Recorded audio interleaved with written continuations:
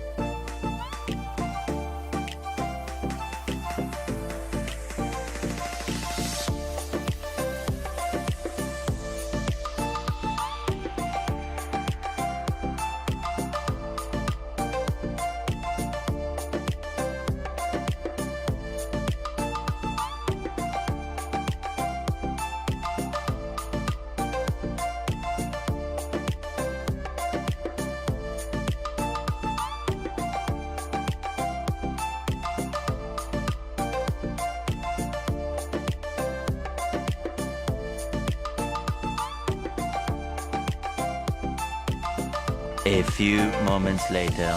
Thank you, Ajmal. Thank you, brother. Say bye.